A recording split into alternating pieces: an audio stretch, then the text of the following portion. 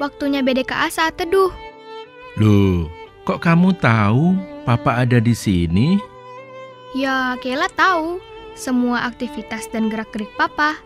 Karena Kayla tahu kebiasaan Papa, Kayla juga meneladani orang tua sebagai wakil Tuhan untuk mendidik Kayla. Hal yang sama berlaku buat relasi kita dengan Allah.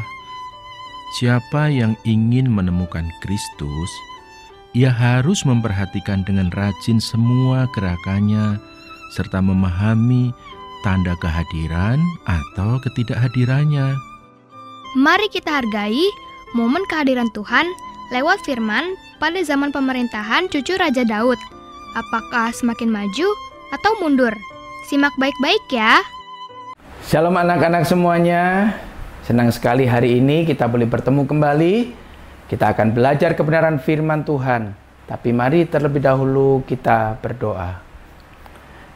Bapa di surga, kami bersyukur dan berterima kasih untuk anugerah-Mu yang terus boleh menolong kami, memimpin kami, memberkati hidup kami.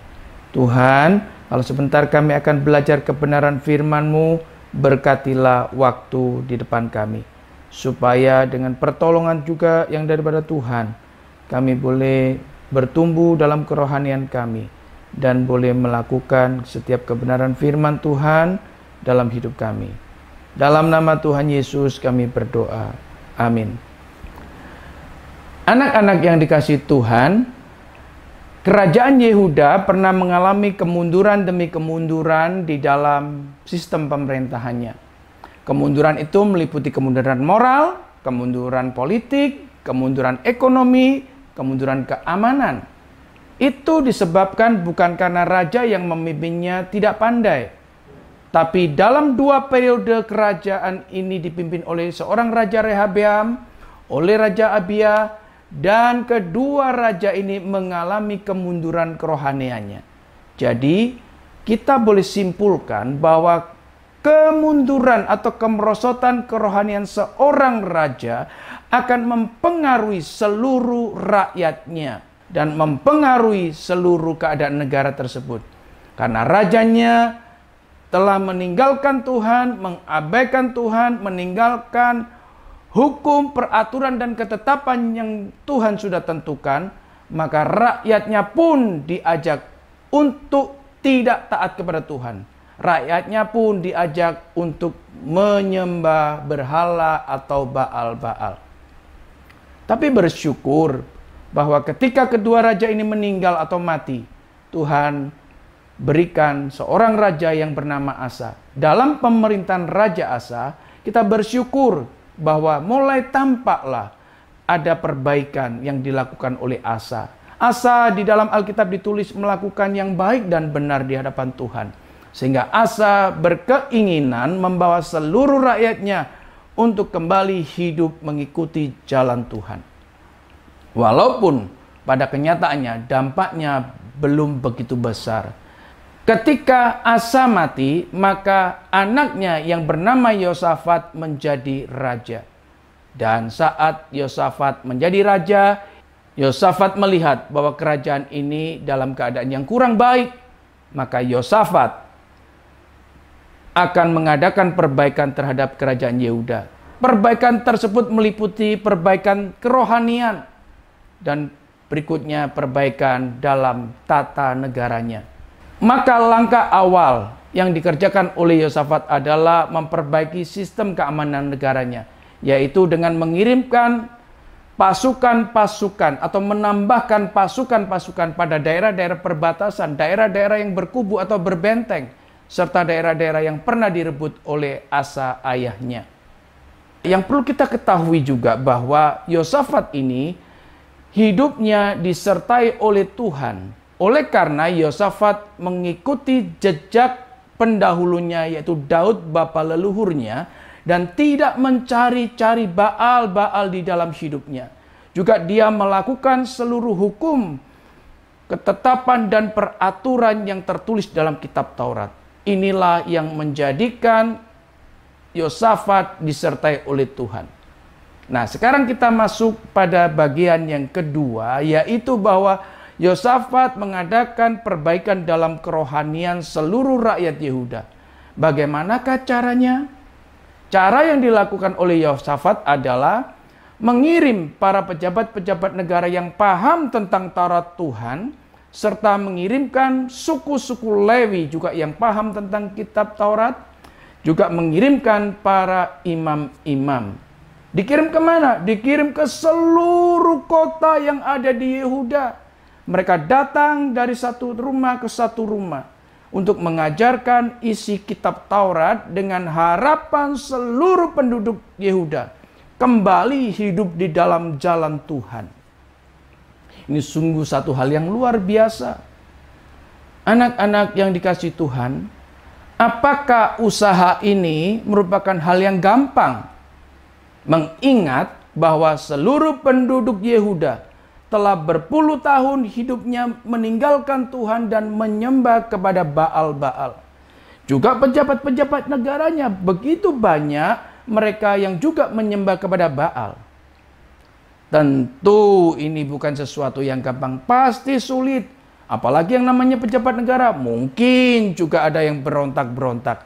Tetapi apa yang dikerjakan oleh Yosafat? Yosafat sudah bertekad bulat bahwa perubahan kerohanian harus dikerjakan di dalam kerajaan Yehuda. Itu sebabnya sekalipun begitu besarnya kesulitan yang dihadapi oleh Yosafat, tapi Yosafat tetap mengerjakan itu. Alkitab mencatat bahwa dengan tabah hati Yosafat melakukan pekerjaan tersebut. Ini menunjukkan bahwa hal tersebut memang sangat sulit. Tetapi apa yang dikerjakan oleh Yosafat membuahkan sesuatu yang sangat baik dan itu cukup mengejutkan. Apa itu? Alkitab mencatat bahwa Tuhan mengirimkan atau Tuhan menimpakan atau Tuhan menghinggapkan rasa ketakutan itu terjadi di kerajaan-kerajaan yang ada di sekeliling kerajaan Yehuda. Wow, ini sangat indah bukan? Anak-anak yang dikasihi Tuhan. Jadi bukan karena Yosafat yang kuat sehingga ditakuti, tapi karena Tuhan yang menimbulkan rasa ketakutan pada kerajaan-kerajaan yang ada. Dan di situ Alkitab mencatat bahwa ada kerajaan yang cukup besar, yaitu kerajaan Filistin saat itu.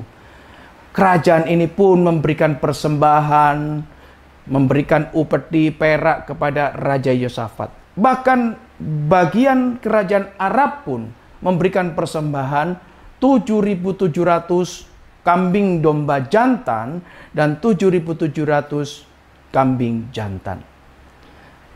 Anak-anak, kalau kita melihat hal ini sungguh satu keajaiban. Dengan perubahan kerohanian yang semakin meningkat, di situ Tuhan bekerja dengan luar biasa.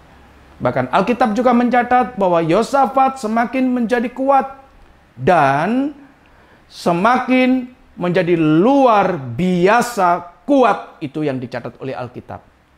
Ini menunjukkan bahwa hanya semata-mata Tuhan yang telah bekerja dengan luar biasa. Anak-anak, sekalipun kesulitan itu dihadapi oleh Yosafat, Yosafat melakukan segala sesuatunya dengan sukacita. Yosafat melakukannya dengan penuh kesadaran bahwa dirinya adalah seorang hamba di hadapan raja di atas segala raja, raja atas alam semesta. Dan Yosafat mengerjakannya dengan penuh sukacita.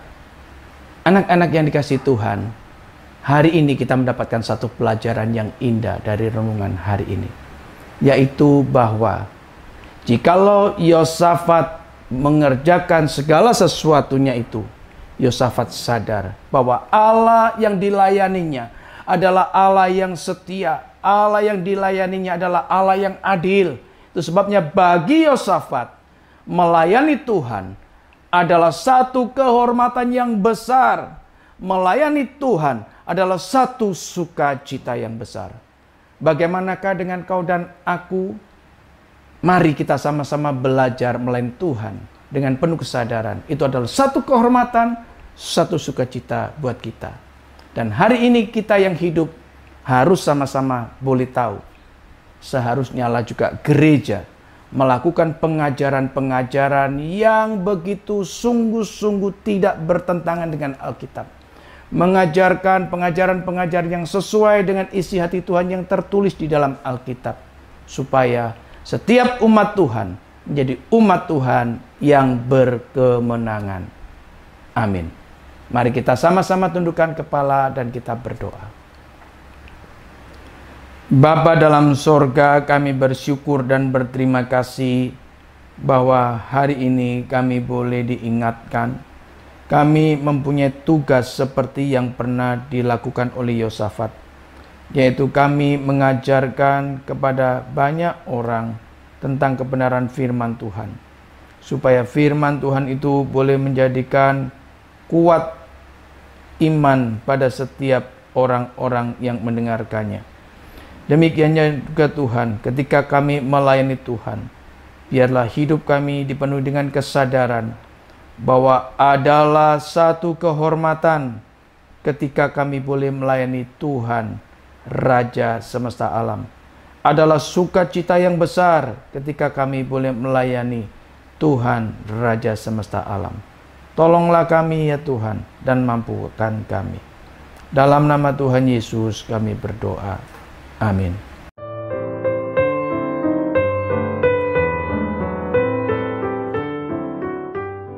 Kita bersyukur karena memang firman Tuhan berlaku kekal sampai sekarang.